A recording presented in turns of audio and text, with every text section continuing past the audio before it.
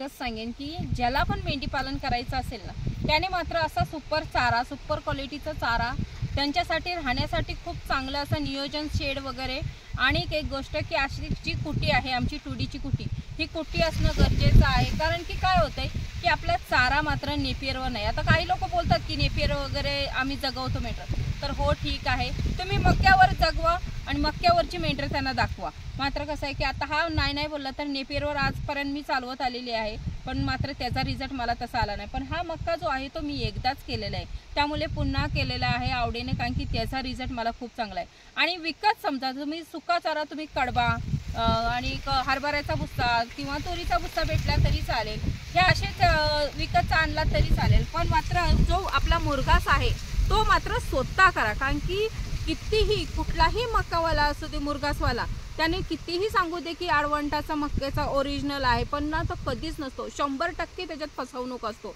मी एकदा नाही, तीनदा नाही, तर 4थी वेळ आणलेली आहे आणि त्याच्यात पण सुद्धा फसवणूक झालेली आहे.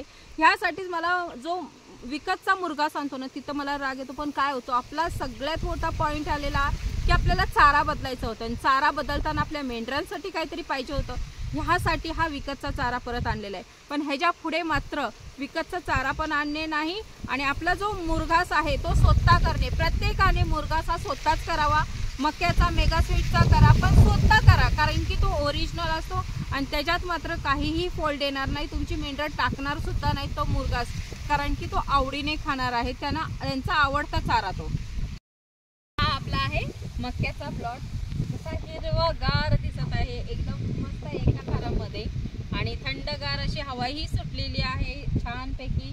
तर आता हा जो आपला मक्का आहे ह्याच्यात आपण पेरणी वगैरे काहीही केलेली नाहीये. आपल्याला म्हणजे असे भरपूर औषध आहे तणनाशकासाठी, पण आपण कुठलाही औषध वगैरे फवारलेलं नाही, बेनलेलं नाहीये. आणि काय होतंय, बेनायचीही काही गरज नाही. तर त्याच्यासोबत काय आपली जे गवत वगैरे आहे तोही मोठा होतोय, आणि तेही आपण सरसकट काढून आपल्या मेंढरांना घालणार आहोत. आता तुम्हाला मक्याचा हे दाखवते की कसं आहे की मक्का हा बघू शकता, ह्याच्यावर 2 फवारण्या केलेल्या आहेत. आणि हा बघा इथपर्यंत जे आहे ती फवारणी होती, आणि ह्या पानांना कीड आहे. पण ह्याच्यावरती जी नवीन पानं फुटलेली आहेत त्याला एकालाही कीड नाहीये. आणि ते एक आहे की आपण ह्याच्यावर कुठलं रासायनिक खत पण नाही केलेलं आहे. तरी पण हा जो स्टिक आहे मक्याचा, हा स्टिक आहे, हे स्टिक बघू शकता किती जाड आहे. असं अजून ह्याला वाढायचं बाकी आहे, आणि हा पूर्ण म्हणजे बघू शकता हा वाढायचा बाकी आहे अजून, हा म्हणजे लहानच आहे. तर आपल्याला जर असा चारा आपल्याला भेटेल आणि एवढा मोठा, आता हा वाढल्याच्या नंतर ह्याची स्टिक खालची कशी होईल ते तर आपल्याला अंदाज नाही आहे, आपण फर्स्ट टाइम केलेला आहे. पण जर असा चारा मात्र असेल तर आपल्याला बंदिस्त, माझं एक वैयक्तिक मत आहे की बंदिस्त मेंढी पालन करण्यात काहीही आपल्याला प्रॉब्लेम येणार नाही. फक्त एवढंच आहे की नेपियरच्या भानगडीत अजिबात पडू नये. कारण की आता हा बघा, हा थोडासा म्हणजे कसं खर्चिक गोष्टी आहेत, त्याच्यात थोडीशी मेहनत वगैरे आहे, पैसा वगैरे आपल्याला येतो. पण काय आहे ना की जर असा चांगला क्वालिटी चारा आपण आपल्या मेंढरांना देणार असेल तर मात्र काय होतंय की ही थोडाफार खर्च वगैरे जे काही आहे ते झालं तरी चालेल, पण क्वालिटी चारा आपल्या मेंढरांना मात्र चांगल्या प्रकारे भेटणार आहे. आणि आपण ह्याच्यावर कुठला रासायनिक खत फवारलं नाहीये, तर आपण आपली जी मेंढरं आहेत त्यांचाच खत यांना दिलेला आहे. आपल्याकडे कुटी तर आहेच, आणि त्या कुटीसोबत त्यांच्या लेंड्या ज्या आहेत त्या लेंड्या आपण सुकून त्या कुटीमध्ये बारीक करून तीच ही पावडर दिली, आणि फर्स्ट टाइम आपण ह्याला पावडर दिलेली आहे. बोललेला की रासायनिक खतापेक्षा आपला जी मेंढरं आहे त्यांचा जो खत निघतोय त्या खताचा वापर हे चाऱ्यावर केला तर, कारण की हा चारा त्यांच्यासाठीच उपयोगी येणार आहे.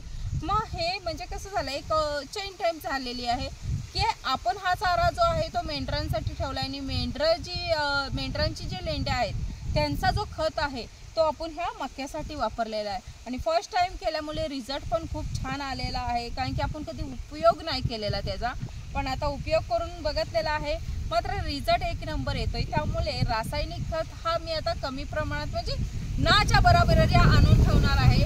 फक्त लेंडी खतावर आपला सर्व जोर, आणि मका वगैरे जो आहे तो खरंच खूप छान आलेला आहे. तर कसं आहे ना की आजकालची जी पिढी आहे खूप आवडीने हा व्यवसाय करते, म्हणजे मेंढी पालन हा एक आवडीचा व्यवसाय झालेला आहे. आणि खूप साऱ्यांना असं नवीन विचार येतात की आपण मेंढी पालन वगैरे करावं. मग तुम्ही काय आहे ना, मेंढी पालन करताना एक लक्ष ठेवायचं आहे की तुम्ही कुठल्याही जातीच्या मेंढ्या आणा. असं नाही की ह्याच जातीच्या आणा त्याच जातीच्या आणा, तर कुठल्याही जातीच्या मेंढ्या आणा, फक्त एवढं आहे की मेंढी पालनात चारा मात्र क्वालिटीचा पाहिजे.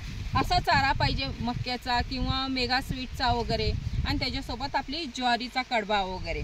हा असला ना की तुम्ही कुठल्याही जातीच्या मेंढ्या आणलात ना तर मात्र तुमच्या क्वालिटीच मेंढ्या होणार आहेत. त्याला असं नाही की क्वालिटीचीच मेंढी पाहिजे. आणि काय होतंय की आपण मस्त, आता माझ्याकडे नारी सुवर्ण आहेत, पण कसं आहे की नारी सुवर्ण असलं तरी जर चारा जर क्वालिटीचा लावला नाही तर त्या आपण मस्त महागाच्या मेंढ्या असू दे, कसल्याही क्वालिटीच्या मेंढ्या असू दे, त्यांना थर्ड क्लास क्वालिटीचा जर आपण चारा देत असेल आणि अपेक्षा करत असणार की आपल्याला हीच क्वालिटी पाहिजे तर ते होऊ शकत नाही.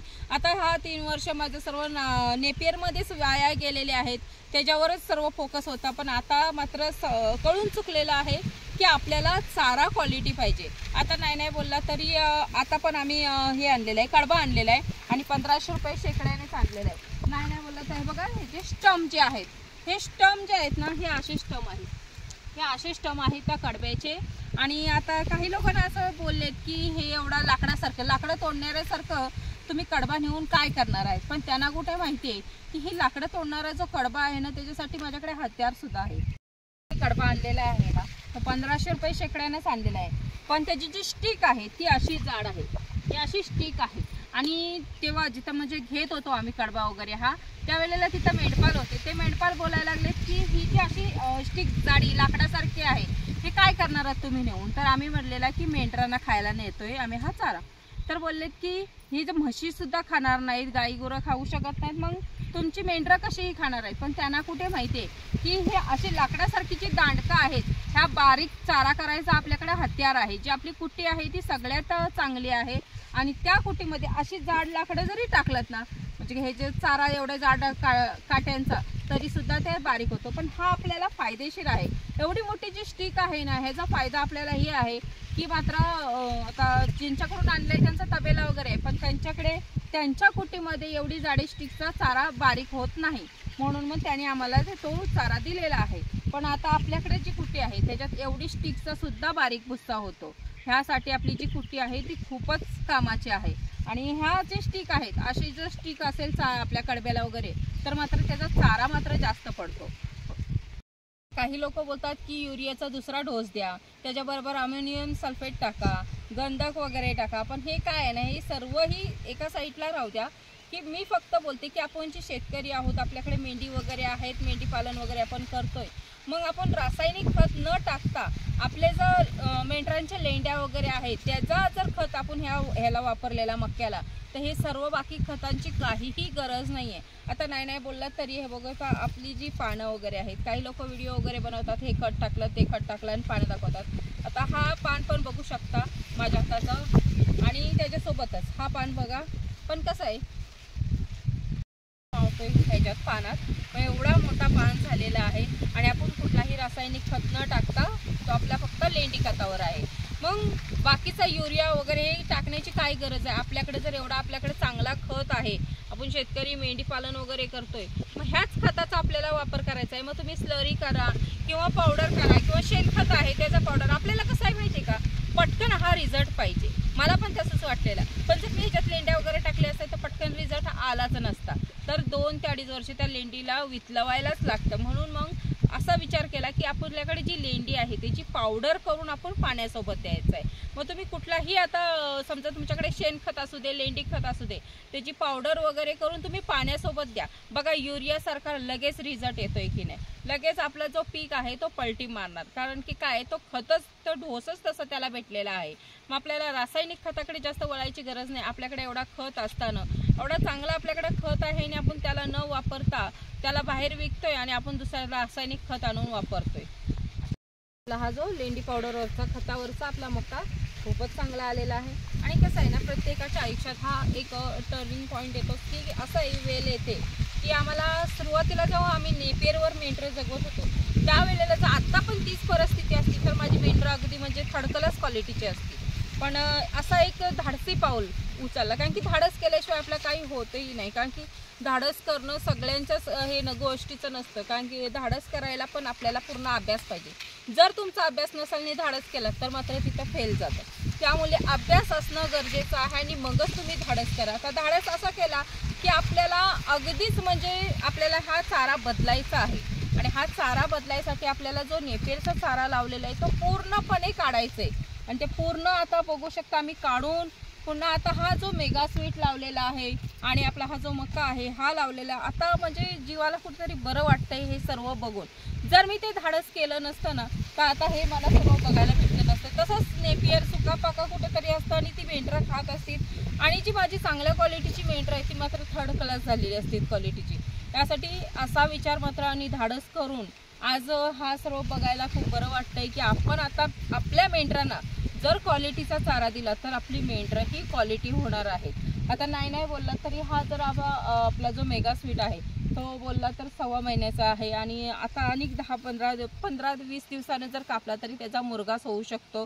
मग एक आहे की हा धाडस पाऊल उचललाय आपल्या मेंढरांसाठी आणि आपल्याला तसा त्या गवताने पण खूप चांगला रिझल्ट दिलाय आणि आपण खत जो वापरलाय तो सगळ्यात चांगला आहे, लेंडी खताची पावडर. आता ह्याच्या पुढेही आपण त्याच पावडरचा जास्त प्रमाणात वापर करणार आहोत.